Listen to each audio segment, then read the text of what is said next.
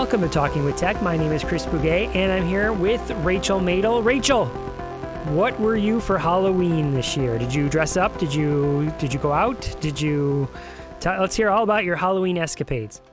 Okay, so they're kind of boring. Let me just start off by saying that. I did, however, so I went out just for like a little happy hour margarita. And I did wear an orange shirt that I tend to wear every year, actually. The orange shirt. Yes. I think I've seen it. Exactly. Yes, the one orange shirt that I own, I wore that. And on top of that, I got creative with my earrings. I have these earrings that are peacock feathers. So they're kind of like big and loud and like crazy. And so I did tell people that I was a peacock. Although I'm not sure they believed me because it was just my earrings. But I did have something to say for myself, I feel like. And did you like strut around like a peacock as you walked from... I didn't totally embody the peacock that I was. I'd say I was only like 1/4 peacock for Halloween. But it was really fun. And in Los Angeles, at least, there's all these new kind of things to explore because a lot of the restaurants have now created these outdoor spaces because of, COVID and social distancing and all these things. So anyway, it feels like I'm kind of exploring a new LA just because all of these places that I used to go have now kind of revamped. They have these outdoor patios and all these really cool things. So that was fun, kind of checking out the new scene. How about you? Cool. Well, this was the first year we did not go trick-or-treating with the kids or go around the neighborhood or whatever. We actually we are kind of known for dressing up and doing Halloween up. I mean, it's kind of like one of our favorite holidays. And if you've ever seen any of my presentations, I'm always talking about dressing up as costumes for the kids and making it fun. So we kind of spur of the moment, last minute. My wife and the kids and I created sort of a Halloween scene at our house. The screen that is always behind me when we record, we took that outside, put a little step stool behind it. I have a werewolf mask and Melissa dressed up as a witch, and we made the scene where you kind of walk up our driveway and the witch would then shoot candy down a chute that Maggie and I made out of cardboard, and then I would pop up from behind. We had a step stool, so I looked like really tall, and we got some dollar strobe lights at the dollar store and peppered like 5 of those around so it flashed this white light, and it was pretty fun. Melissa was always nervous that the little kids would be too scared, but they always kind of looked at me like doggy, so it was a fun time, and then the next day I got up and I ran a 5K with you. We ran the Smiles for Speech 5K. And in fact, I didn't get it in time, Rachel, but I'm here to show you now. I have my Smiles for Speech water bottle and I got my medal. Hear that medal cling? I'm going to put it around my neck for the rest of That's the medal of a champion. For the rest of the banter. So yeah, that was pretty fun. Yeah, it was a really great, it was a great race, Chris. Honestly, I'm surprised that I was able to successfully complete it. It was really fun. I had pretty good weather. It was a little crisp air, which I like. We talked about, we actually did a Facebook Live. So if you're not in our Facebook group, head on over there. You can check out Chris and I. The before and then the after is always fun because I'm all like red and sweaty and we talk about how it went. But Smiles for Speech is a really amazing organization that we're really proud to promote and support. They're doing really amazing work for underprivileged communities as far as speech therapy. They do some work abroad, specifically in Ghana. And so Chris and I were really excited to create a Talking with Tech team for this race and to run it. Yeah, it was super fun. But now the fun is over, Rachel, because it's time to rage. It's time to be upset. Some things have been happening that have not been great. And so let's get it out together. You're my person that I can talk to about these AAC frustrations, and hopefully I'm yours, So let's vent a little bit. What's going on in your neck of the woods? I'm ready to vent, Chris. Okay, so here's my story. I did an independent evaluation for AAC, which I oftentimes get contacted by families and lawyers who are looking for someone to do an IEE for AAC. So I did this assessment back in February, right before like COVID hit. I did this assessment and submitted everything and reached out, said like, when are we scheduling this IEP? Long story short, never heard anything, because everything after March, I feel like everything kind of fell apart as far as IEPs and services and all these things. So anyway, I was contacted by the actually special ed director of this school that this student attends. Long story short, they're like, oh, we just had an IEP meeting. And then we realized that like, did you ever do an assessment? I'm like, yes, I did an assessment, and so anyway, we had an IEP meeting, an addendum just to like talk about the results of my assessment. Student was, within a few hours of trialing a few different systems, eventually was able to use the device to ask for parts of her lunch and to see her family. I had pictures of her family on my phone. And so I did this awesome assessment, if I do say so myself. I also took video, her using the device. Of course, I got all the parent permissions for that. So I showed the video at this meeting. Said like, look, she's doing great. Like, watch her go. And everybody was like, yeah, this is great. But then the school district was basically like, okay, like we see your assessment. We saw the video of her really doing great, but we're going to give her a 90-day trial of a high-tech device.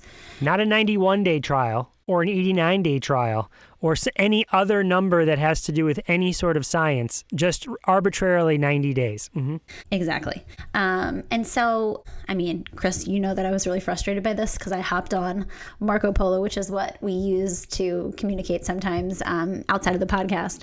And I was so mad because one, it's like we already demonstrated and not just like look at my report, because anybody can write a report, right? But like, look, the proof is in the pudding. Like she was doing it, like she was using the device, and like I showed that to the team. And so it was just so frustrating that that's still not enough. Like showing the student be successful is not enough. And my fear, Chris, is that this student's team and parents will not receive the appropriate training. So we know that that's a huge indicator of success. If the family and the school team are adequately trained, then I feel good about it because I feel like she has the skills to demonstrate that she could use this successfully. But my fear is that she's not going to get that training. The other fear that I have is that they're going to use the device for academic tasks, which we've talked about on the podcast before, but especially with this student, like the only way that she would use that device during my assessment was with the most motivating things, which we know, especially with emergent communicators who have spent a long time using other ways to get, what they need and what they want. We know that it has to be really motivating. Otherwise, it doesn't always work. And so those are my two fears. And I'm just so frustrated that why does she have to prove herself in 90 days to actually get the technology that I believe through my assessment demonstrated that she can use it? And more than a technology, but someone teaching her how to use the technology. Because you could get her the stuff, and then, even if they said, yeah, okay, great, the report shows that she needs it, but now we're not actually going to implement it because we don't really know how. Yeah, that's frustrating. It's really frustrating. It's sort of, imagine going to kindergarten, kids going to kindergarten and being like, only some kids who have demonstrated the ability that they would be good at reading, we're going to do reading instruction with. Other kids, sorry, we just don't think you're going to ever learn to read, and we're not going to spend any time or money or effort to teach you how to read, and we're not going to educate ourselves on how to teach you how to read. Exactly. And I'm like, well, what are we going to go back to? PECS, which didn't work? And I had the PECS book. I used that during my assessment, or tried to. I dusted it off and put it in front of the student and was like, hey, what are you trying to tell me? Nothing. Nothing. Even with motivating things, nothing. And I feel like, I don't know about you, Chris, but I sometimes feel like a PECS book for a child sometimes is like a trigger for trauma. It's like, no, that thing that they put in my face and they were hand over hand. And so it's like, I'm not surprised that when I put it in front of her, it was like, no, she actually pushed it away multiple times. Well, so what you're saying there about a textbook, I have seen that exact thing, but I've also seen that with other forms of AAC too, right? Where it's no matter what the thing is, if you use it for purposes that are causing students to do tasks that are not fun, not motivating, are forced. Let's say put it that way. They're forced tasks. Because you still live in this dynamic where I'm the teacher and I tell you what to do. In fact, let me spin it positive for a second. Let me throw out a positive resource here for everyone. If you're not on TikTok, you've heard us goof around and talk about TikTok before. I do my dance, right, Rachel? But there is a nice hashtag on TikTok that is Teachers of TikTok. And there's a lot of teachers on there sharing quick tech tips, tech resources, strategies they use, websites they use. It's really useful stuff, right? It's not just about dancing, right? Not that dancing's bad either, but where I'm going with this is that I was scrolling through this hashtag, watching some TikToks of teachers, and one was talking about this thing of like, I really hate distance learning because kids are not engaged and they're not in the room where I can force them to do what I want them to do. And those were her words, force them to do. And I was like, that's the mindset that we have to break. I don't know where it ever came from exactly, but school in so many people's minds is about, I'm the instructor, you do what I say, kid. You have no rights here. You have no agency here. And that's what I'm getting at with the heart of this scenario that you're talking about, is that a kid, no matter what the tool, if you've been forcing them to use it, it could be the best super fun toy in the world, and if you're forcing a kid to do it, they will reject it and push it away because you're forcing it on them rather than, what's that phrase you always say? Inspire, don't require. And that seems to be the big mindset shift that we have to work towards changing. So let me ask you, with this scenario with this student, what are you going to do? I mean, how are you going to address it? Well, so this specific case, there's a lawyer involved. So of course I reached out and was like, here's my problem with all these things. Here's the things you need to watch out for. Are they giving adequate training in the 90 days? That's the other problem. It's like things are so fouled up right now with like COVID-19 that like, what if they don't do all of the recommended hours of training prior to this 90 days being up? So that's my other fear, is that like, well, what if they're like, yeah, we did 3 hours. Well, no, like you need to do all of the hours of training that was recommended. So that's the first thing. That's the first thing that I did. The second thing is just making sure that at least the vocabulary that I had programmed gets into the hands of the AAC specialist who will actually set up the device for the student. Just because I can't tell you, Chris, how many times I've done one of these IEEs, and then for whatever reason, either the parents sometimes reach out to me privately, or somehow like this student circles back around. And I'm like, what device is this? Like, I did your assessment. I like very specifically put exactly what I'd like to see and what would be recommended as far as grid size and vocabulary and all these things. This is not what I recommended. This is some template that doesn't even match my recommendations. And so that's the other problem, is like, she needs to get the right system. She's also a bilingual student. It needs to be in Spanish. Like, there's so many layers to this. But it's really hard because I don't have a lot of power here. The district paid me to do an IEE, and that's what I did. But it's just like so many times I do these things and I'm like, oh, but like, it's so hard for me to do the assessment and just walk away. I'm like, but like, I need to make sure that like, at least we're like, going in the right direction and you feel confident. But unfortunately, I'm just going to have to let it go, I guess, and do whatever is in my power. I don't know. Do you have any recommendations for anything else I can do? Well, I'm curious about the response you got from the lawyer. Was the lawyer receptive? And is it the lawyer for that's an advocate for the student, or is that a lawyer that's for the school district? It's probably for the student, right? Yes, it's for the student. And she was just like, okay, like, I'll keep a lookout for this. In an ideal situation, I would be the one doing the training, but it doesn't always work like that. Oftentimes districts, they're like, no, we have an AAC specialist. They're going to do the training. But then it's like, what kind of training are they going to do? Exactly. I would like to review that training to know that it's appropriate and that it falls in line with contemporary measures. I guess that, a question that I have for you too would be, One of the things we talk about in our coaching sessions, we've been doing some coaching, like this recent thing that we've been doing for Oregon. People have hired us to come out and do trainings on coaching, right? And we have this nice, at least 2-day, it's not 2 full days, but how many hours is it, Rachel? I guess it can be whatever people need it to be.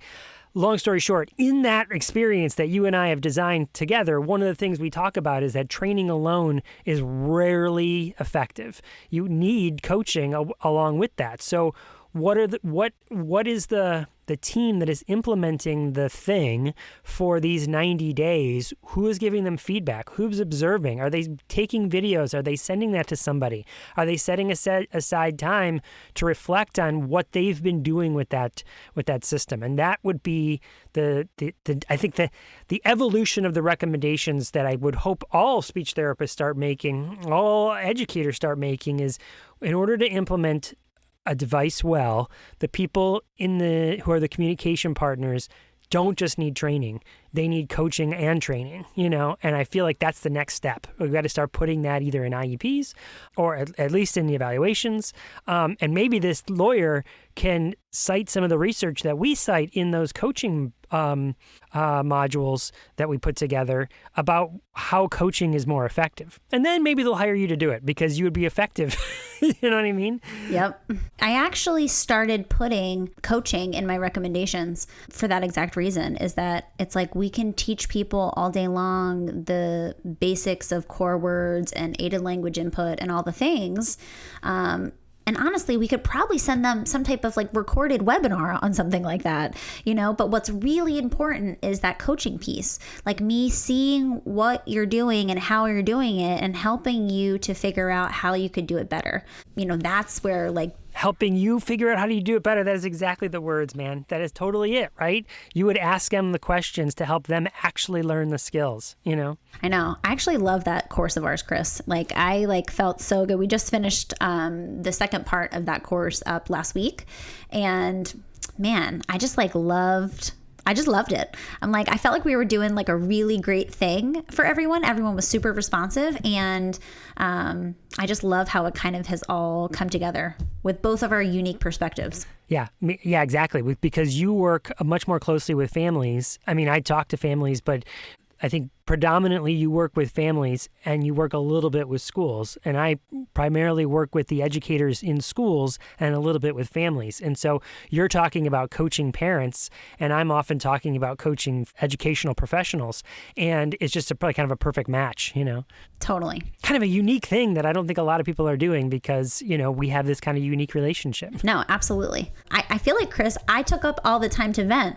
I feel like you were going to vent about something too. So maybe we have to push that off to the next episode. Yeah, let's tease that for next time where I'm gonna vent as well, because there's stuff going on. A very specific case that is kind of close to my heart. You spend a lot of time with, that I want to talk about. So yeah, come back next time and you'll hear about what's got me angsty. So this is the part 2 of our Talking with Tech Live that we did in New Jersey. Chris, there's going to be a part 3, right? I believe there is. Yeah. This was the Talking with Tech Live was at least an hour and a half long session that we did. I think we even stuck around a little bit, overtime because we were having so much fun with it. And so we've been dividing it up into digestible chunks here for the podcast. So yeah, I think part 3 is coming up next week. Yeah. And what's really exciting, Chris, is, our listeners are going to be listening to the second part of the Talking with Tech Live. We are having our own Talking with Tech Live on December 9th for our Patreon. So if you haven't joined our Patreon, now is the perfect time to do it, because we're going to be doing this exact same course or, event. I can't even call it a course because it's definitely not a traditional type of CEU, but we're going to be doing a Talking with Tech Live for our Patreon. So patreon.com/Talking with Tech is how you join. Chris, I just saw today we got a few more Patreon members, which I'm really excited about. People are starting to get the buzz about our Talking with Tech Live. Yeah, I can't wait, and it's been fun every time we've done it, and I'm so looking forward to hanging out with the Patreon members and answering their questions. And the best part about this is not just you and I answering questions. People could send us questions ahead of time, and we could answer them on the podcast. It is, and we've done that in the past. It is meant to be a really crowdsourced experience with you and I facilitating the conversation, not being the two people that just answer. Of course, we're going to give our input as well. We can't help it, but it's really about everyone in the room working together to solve each other's problems, which I think I'm, again, super excited about. Join our Patreon, patreon.com/Talking with Tech. Without further ado, let's head into part 2 of our Talking with Tech Live that we did in New Jersey.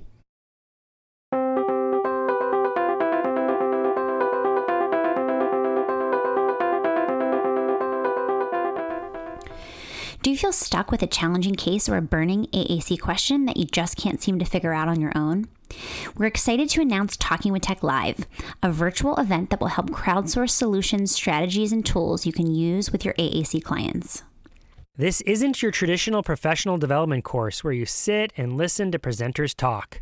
Of course, Rachel and I will be there to answer questions, but our primary role is to act as guides. The real magic of this event is that you, the people participating, share your ideas with fellow attendees so that we can all benefit from our collective experiences. What's even better is that we're offering this event for free to our Patreon members. The next event is on December 9th at 7:30 Eastern Standard, 4:30 Pacific. To join us for Talking with Tech Live, you can sign up to be a Patreon member at patreon.com/talkingwithtech. Once you're a Patreon member, you'll also have access to behind-the-scenes content, bonus interviews, and lots of other free resources and ideas for your therapy.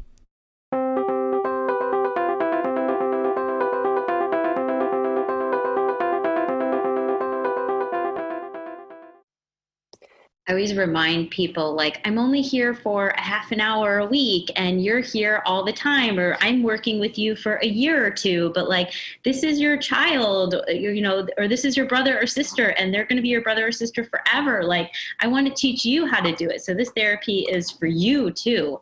And I use a lot of video modeling, and in early intervention, I actually would take video models of the parent, like on their phone. I'd say like, hey, let me have your phone, and I'll like record me, you doing this with your kid, so then you can go back and watch it. So I think that's really powerful too.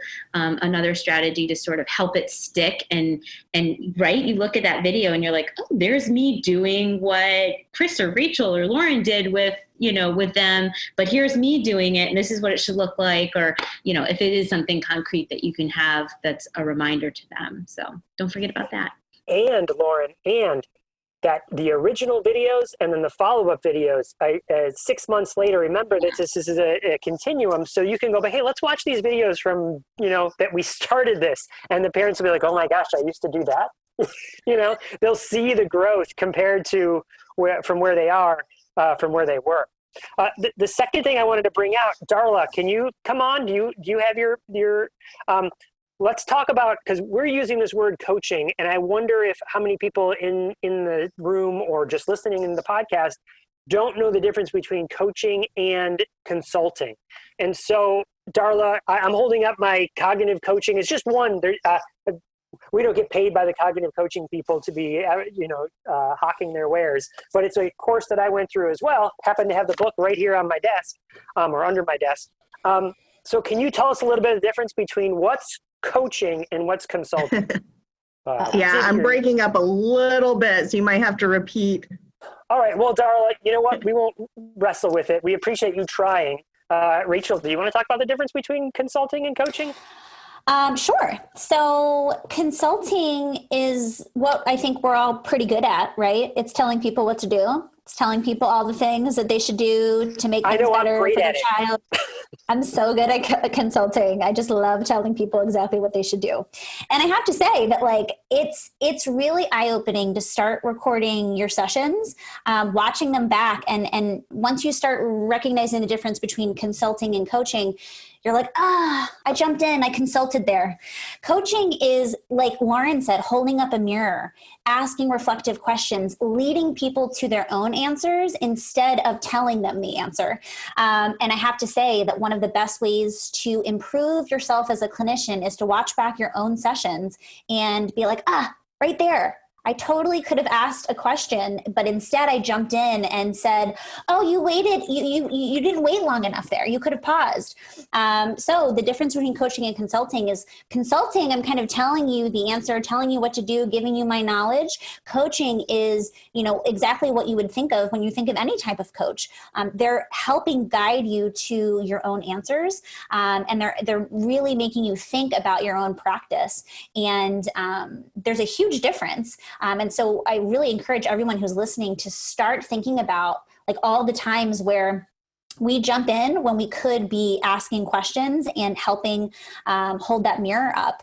I've been doing a lot of recording of my sessions because I'm doing a lot of presenting, and I'm like, it'll be really great to show coaching. And like, I watch my coaching sessions back and I'm like, oh my God, I should have been coaching. I was consulting there. Like, it happens to the best of us, but it's like looking back and reflecting on our own skills as clinicians is really important. And the best way I found to do that is through watching your videos back. So it says, Darla wrote, she said, my biggest takeaway is that I didn't have to have all the answers. I don't have to be the expert. I have to help people solve their own problems. And I can do that by giving resources, giving research, posing these questions, and empowering them to do it by themselves. And Mark writes, yes, Jim Knight is like the king of coaching from the University of Kansas. And like you said, he does stuff with teachers, but really it works for all aspects of life, including speech therapy, including, working with my own kids, like my own being a dad, so. I think the difference too between coaching and consulting is the buy-in, right? When you're coming up with you're doing a self-directed practice and you're coming up with your own answers, they're going to stick rather than like somebody else telling you, right? They're like, oh, you should work out 7 days a week and go running for an hour. You're like, oh yeah, And then if somebody else tells you that, you don't do it. But if you come to that conclusion on your own, you're more likely to stick with the strategies or stick with what you thought. And you're going to come up with what makes sense for you and your life. So it's more tailored to you. Your own answers are going to work for you. So because right, we can consult until we're blue in the face and we're like, really should be like modeling on this AAC device, guys. I gave this to you 2 years ago and it's just collecting dust on the shelf. But until they get to that moment and they take it, you're like, well, what might you do differently? You're like, maybe I should take it. Maybe I should use that device that you gave me, right? It doesn't stick until they come up with it themselves. So I think that's also like the difference is like that buy-in and that commitment to doing it. When you're consulting, you're just kind of telling somebody. And like for 80% of the people who are good followers and good students, and yeah, it might work, but then they don't build capacity to make their own decisions or move their own thinking forward. So to me, that was really powerful because you're giving them the gift to be able to solve their own problem and think through this and sort of move to the next cognitive level. Awesome. This was such an awesome discussion. All right, now I'm ready, Rachel, to move on to the next. Sorry, guys. No, it's great. It's great. It is. This is why we're doing this. Yes.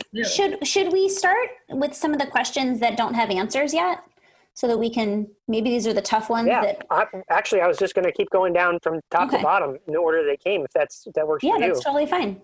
So Annie writes, what would your top tips be for someone who is pursuing a position as an AAC facilitator/consultant in a school district? What should I be doing now to help me get and succeed in that position? And that's interesting because I feel like most school districts do not have a dedicated person to being the AAC facilitator or consultant. I do love the term facilitator as opposed to AAC expert or something like that. But yeah, so one, call out the need. I would look at your research and data of the number of students or people that have had AAC and how that has grown over the years to call out the need that we need something like this to get ahead of it. Oh, Annie, that was my question. My district has AAC and AT facilitators. Great. Oh, so you already have the position. You don't have to create that position, because that's a whole totally different question, is how do you convince administrators to create a position for you? But how to get it, I would be totally focusing on the last half an hour of our conversation about coaching rather than direct instruction. right? And that's what I would be talking to people about. I'm going to jump in here. I think that oftentimes we have imposter syndrome. So whenever we're like, oh, like an AAC specialist, and I think it's partially the language that we use, right? These positions, the names of these positions sound like, well, I can't possibly be an AAC specialist. Like, I don't know enough about AAC. So I think, and I'm not sure, Annie, tell me if I'm wrong here, but I think there's oftentimes this fear that we don't know enough to have a position like that we can't possibly know. We don't know every system. We don't know all the research. And the reality is that like none of us know every single detail about every system and every single piece of research. You have to be actively learning and actively trying to broaden your knowledge about AAC. Start integrating AAC into your practice, because are you an SLP, Annie? Let me know if you're an SLP, because I think there's this misconception that you have to be an AAC specialist to do AAC. And if you listen to our podcast, you know that we don't feel that way at all. In fact, it's the opposite. We all do AAC. Teachers, parents, OT, PT, ABA, everybody should be doing AAC. And if you are already seeing students who use AAC, you're learning AAC, the clinical side of AAC and what's working. Obviously, you can do things like listen to this podcast. There's tons of free conferences, AAC in the cloud, AAC After Work is happening next week. There's tons of learning opportunities. But I think the first step is just like believing that you can do it. And that there's not this like, well, when I get to this point, then I'll be ready to be an AAC specialist. Because I think if we waited till we felt like we were ready, oftentimes we would never feel ready and we would never take that next step. To your point, many of these tools we're putting in place is to be able to facilitate the cognition development so as to attain that level. So we need to get there. That's why we're here. Yeah. Anyone else have any like insight into Annie's quest for AT and AAC specialist journey? Hey, this is Lauren again. I just wanted to say that leadership is all over, right? That the title doesn't necessarily have to dictate like what you do or what your role is, because you can still be doing all these coaching strategies in any position, whether you're a paraprofessional, whether you're a parent, whether you're a teacher, whether you're an SLP, whether you're working at the central office or the superintendent. So just remember that it doesn't have to be, you don't have to be in that position necessarily to make change. And actually making change when you're working directly with the student and modeling that is probably, you probably have more leverage than somebody who is like coming from the central office or doesn't know the student as well. So recognize your own power and your own leadership in the position that you're in. Love it. Darla wrote, my experience with sitting in on interviews with district positions similar to this is admin are looking for someone who understands the systems in place already and someone who is flexible with the role. Also, spotlighting your coaching skills is key. A boss once told me they could tell I didn't know it all, but they could tell I would work hard to figure it out. They laugh out loud. Yes, exactly. I was actually going to say that. I think that anytime we're doing anything, the most important skill, both within ourselves and what we teach our students, is that we might not have all the answers, but we know how to get the answers. So rest in, knowing that there's definitely going to be things that come up that you're like, oh, I don't really know, but you know how to find the answer. And that comes up all the time. I mean, I'm always texting Chris, like, hey, Chris, like, do you know about this? And so having a support network of people who you can reach out to, and that's what is so nice about online, these social networks that we have, is that we're able to ask questions and collaborate with, talks like this, especially. So just know that you can find the answers that you need. I think that's exactly right. Was it Darla that responded? Yes, Darla. That was really a great point. All right, Annie. So a year from now, you email us and you let us know how that new position is going for you. We want to know. Thank you. I will. That was a really good confidence boost. So I appreciate it. Good. Just the fact that you're here means you deserve the job. It's true. Okay. We'll write you a letter of rec. The next one is from Anonymous. They didn't put their name. Many classrooms in my service area utilize an ABA approach, and there is limited support or buy-in for the utilization of speech-generating devices. There is some support for PECs or picture exchange, but how can I get people to realize that speech-generating devices or other AAC options will be beneficial? Rachel? Ooh, I experience this a lot. You guys, I just had a student who has been using a high-tech device and ABA is trying to go back to PECs. And I'm like, what? In what world are we living in where we think we could go back? So I feel like this is something that I do a lot. I do a lot of work with ABA, and I have to say that like sometimes it means that I have to do a lot of compromising. So for some students who have been using high-tech devices, we'll do a little bit of a hybrid. So I'll have like, a communication board or a low-tech option, or for some things like the PECs is being used for snack, for example. And I'm like, okay, you can maybe do the PECs during snack and then model what he said on the device.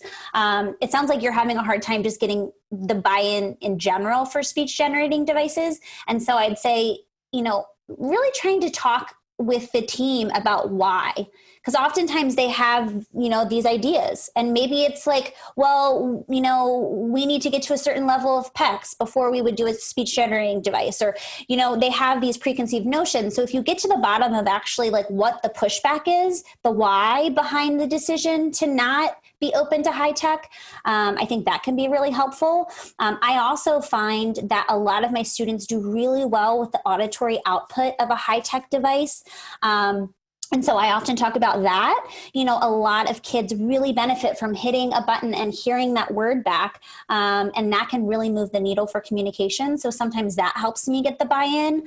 But this is definitely a challenging one. Making sure that people know the myths. I actually have a video on my YouTube channel, and it cites the research, because I had so many people telling me like, well, AAC is going to prevent them from talking, or, all the myths that we kind of, know are out there. So my suggestion would be just trying to get to the bottom of what the pushback actually is, so that you can figure out like how to start providing information to the team in a strategic way that really addresses their biggest concerns. All right, I'm going to pause it right there. I have some comments too, Rachel, but it is a little after 11. Thank you, Sarah Gregory. I saw you pop in. I'm like, oh, wait, because the next session, she was in the previous session. So there are a bunch of people that might be popping into this session right now and have, oh my gosh, did I miss it? No, you didn't miss it. This is a two-part session. So I'm going to quickly show you that I just put in the chat that this is the link to the slide deck. And in the slide deck, there is a link to a Google form where you can leave a question. So that is this right here. Come on. And what we can do, Chris, I hopefully you're okay with this, but I feel like we can keep looking to these questions and we can answer them on the podcast. So we've been doing a lot of Q&A, we get a lot of questions. So being able to answer them now, it's not as beneficial as this collaborative experience, because obviously Chris and I don't know all the answers, but we can hopefully address some of these questions that we weren't able to get to on the podcast.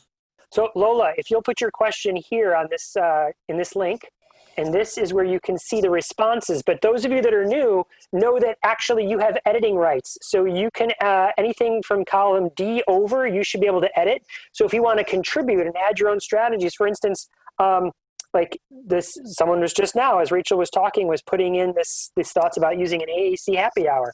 So you can scroll to the right and you can add in even more comments so that we can make this a nice collaborative thing. Of course, feel free to put them in the chat as well. But this just so. Any questions for the newbies that just showed up here at 11:05 or so? Are we good? Chris, how long are we going? What time do we end officially? This ends at 7:45 tonight, Rachel, if you can believe it. Oh no! Yeah. I gotta change my schedule. No, 11:45 Eastern. So we've got another 45 minutes, 40 minutes or so of answering questions. Yeah. Great. Oh, yeah. I'm loving this. Is everybody loving this? Because I really am. Okay, so here's my thoughts about this. If you were to ask a Chris Bouguet about 10 years ago how to handle this question, or maybe even 5 years ago, I would have been like, Well, argue with them, convince them, show them the research. They're research people, and so prove to them. And I really do like the strategy of looking at that evidence-based practice and just saying, show me somebody that it has worked for. Have them come tell me how great it was for them to use this strategy, because I ask in big forums like this, show me one person that comes back and says, thank you so much for doing PECS with me. If you can show me that person and they can come tell me that themselves, then I will change my mind. But right now, I have never been able to find someone that it's worked for. So then the end result, but I can see all these other AAC users, like the people that have come on their podcast, that have said, thank you for modeling, thank you for teaching core vocabulary. These strategies worked for me, and so I put my time in those strategies, right? I would argue maybe some resources might help, and a constant, I really like the Shawshank approach. Do you know what I mean by the Shawshank approach? So how did they get the library? How did Tim Robbins get the library in Shawshank? Does anyone know? Remember that movie? Sarah's smiling, she knows. He writes to the state. Exactly. He just keeps writing. And so I am a big fan of one giant meteor is not going to change the someone's mind. I come in with a whole bucket of research and I tell them, but if I just every once in a while, hey, here's this latest podcast I listened to. Here's this research article I heard about. Hey, here's someone who uses AAC that's very similar. Like he or she has autism and they're using this strategy. And you keep peppering them, the needle can move in that direction. That has worked for me with the relationships that I've made. And of course, it is all about relationships. It's learning that for them to trust you, that you're not trying to move their cheese. You know what I mean? That upsets everybody, and it immediately causes cognitive dissonance, which is why the Chris today would tell you to have a more gentle hand about it, and you make a slow coaching sort of approach where you're asking these reflective questions. Well, how is that working for you? Is it changing their mindset? Is it working? Yes, you're seeing some progress, but is that leading to this end goal? Do you see a roadmap for where you are right now? So on the last day, they get to snug? I feel like those are the sorts of questions we would ask. But now let's open it up to other people. Who wants to comment on this? Because like you said, this could be an entire thing. I also, go ahead. Lauren? Go ahead, Lauren. Guys are asking all these questions that I'm just like dying to share about. So, well, I think that when you look at PECS, it's like a nice, neat little protocol, and everybody knows what to do, and you can follow, and it's a little bit easier. So I like what Rachel was saying about like thinking about maybe why they're following the strategy, or like why they're drawn to this, because people like to, follow something and know what to do. But yet eliciting language strategies are like a little messier, right? Because not everybody is a speech and language pathologist and got a master's degree and learned how to do this. And so I think that if you look at this and say, well, that's a little bit messy, and maybe that's why it's like not easy to take data on or whatever. So asking that question, like that reflective question, like how might you know that you've reached your goal in communication? Because the goal, they might say the goal is snug, right? Like that might be what they describe, but then yet they're choosing a strategy that doesn't fit with snug. So then they can reflect on that. So then using the coaching model to sort of like work through that, I think is great to sort of have a more open mindset about that, and not like try to like pack everything in that little box and say like, oh, I checked it off. And because I had a particular situation, and it was like they were so good at therapizing and like getting the student to check off like, oh, he learned like 50 nouns about his work jobs and this and that. And I said, but what can he say about it? And I said, well, what were you hoping that he might say about it? And they were like, oh, he can't really say anything, but he can label all the things that he might need and like list all the tools that he might do, to do his job, and these cleaning supplies and the cart, and he can get things and request things, but he just couldn't do the next. Like it was just a smaller repertoire. So I think asking that question and kind of recognizing that like eliciting language strategies are messy, and thinking about like, instead of data, just like check a box, it's like evidence to support that we know that the student is making progress or moving forward. It's just a more broad thinking, but it's a little bit uncomfortable. And so you have to earn that trust, I think, to maybe work together as a team. Like, we don't know what's going to happen, but we're in it together.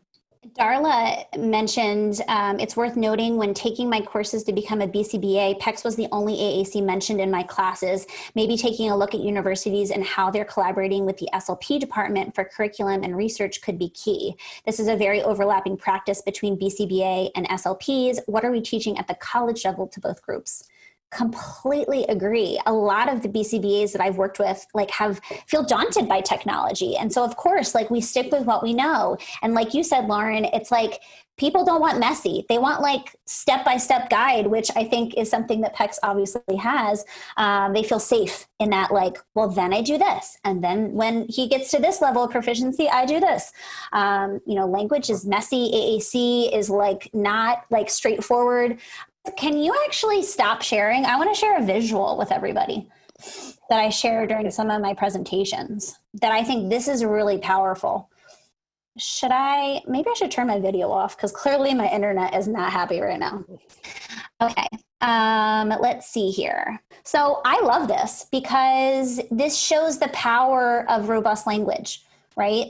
And when you talk to PECS advocates, they're like, but you can use lots of different functions of language. And, it's always I always hear the same thing. There's the sentence strip. There's all these things. But we know that, first of all, PECS typically just works on requesting. So there's not a lot of room outside of that. So I think showing the different functions of communication is really valuable to BCBAs. Look, here are all the different ways that we can communicate. How are we supposed to do that with a PECS book? And I just love this visual because I feel like it's the perfect example of how we need a robust language system to truly communicate exactly what we want to say. So just sharing this. Rachel, I'm just going to say, so the visual says transitioning from PECS, and it says this, I want Apple. And then at the bottom, it says to a full communication system. And it says, can we make applesauce? Can we make applesauce? Sorry, I had to do that for the podcast listeners that aren't here live. Chris always has to do this because I'm just everybody can see me. Everybody can see what I'm sharing. And Chris is like, this is a podcast, Rachel. It's auditory only. I also get the kickback of working towards signing only because it fits in the ABA toolbox. So anyone else want to say anything about ABA and transitioning or PECS or other frustrations or strategies you found that have worked for you? No? All right, I think we can go on to the next question.